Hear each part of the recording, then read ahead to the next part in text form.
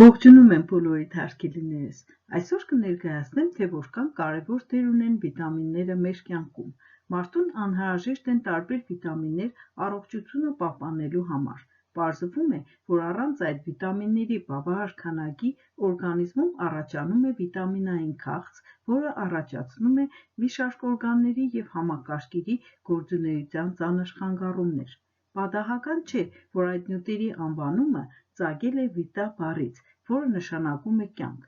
Սննդի հետ մտնելով օրգանիզմ, վիտամինները բարակ աղիքի պատերի միջոցով ներծծվում են այրան մեջ, նպաստելով օրգանների կանոնավոր գործունեությանը։ Տարբեր սննդամթերքների մեջ կան տասնյակ վիտամիններ, դրանցից յուրաքանչյուրը ազդում է օրգանիզմում կատարվող որոշակի պրոցեսների ընթացքի վրա։ Մարդու օրգանիզմին անհրաժեշտ վիտամինների լրիվ համալիրը ստացվում է մսի, ձկան, բանջարեղենների, մրգերի և կաթնամթերքների համատեղ զուգակցմամբ։ Բանջարեղենը և մրգերը հարուստ են մարդու համար բացառիկ նշանակություն ունեցող C, P, B1, B6, B12 և այլ վիտամիններով, իսկ օրինակ A, D և E վիտամինները ճարպալույծ վիտամիններ են և գտնվում են կենդանական ծագում ունեցող մթերքների մեջ։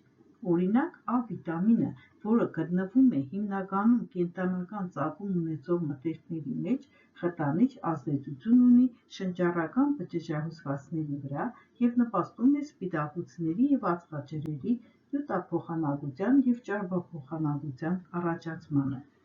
Առավել մեծ է նրա դերը տեսողական ֆունկցիայի վրա։ Ռոդոպսին ֆոտոզգայուն պիգմենտը, որը գտնվում է աչքի ցանցաթաղանթի ցուպիկների մեջ, պարունակում է վիտամին A և սպիտակուց օպսին։ Օրգանիզմում A վիտամինի անբավարարության հետևանքով վատանում է տեսողությունը։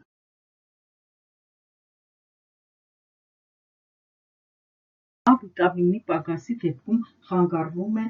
նյութափոխանակության մի շարք ֆունկցիաներ, չորանում են բերանի խոռոչի, ստամոքսի, աղիների, շնչուղիների լորձաթաղանթները, թեփորվում են էպիթելային հյուսվածքների վերին շերտերը և բարենպաստ պայմաններ են ստեղծվում օրգանիզմի մեջ հիվանդացին մանրէների թափանցման համար։ Վիտամին B թիամինը հիմնականում գտնվում է բուսական ծագում ունեցող սննդի մեջ և մասնակցում է օրգանիզմում գլյուկոզայի առաջացմանը։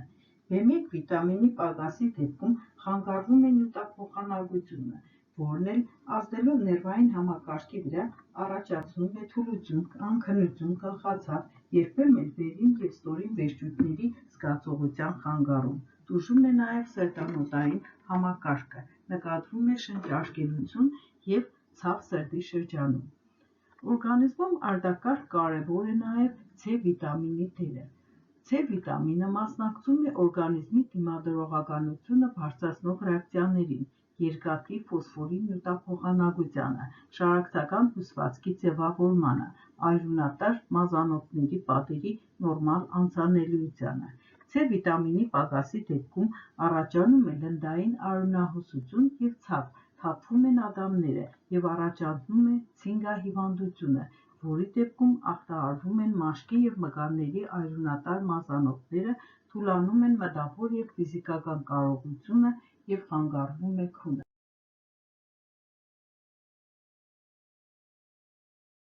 Ծանր են նաև D վիտամինի պակասից առաջացած երևույթները։ Վիտամին D-ի պահանջը մեծ է երեխաների մոտ, հատկապես ոսկրային կմախքի կազմավորման շրջանում, քանի որ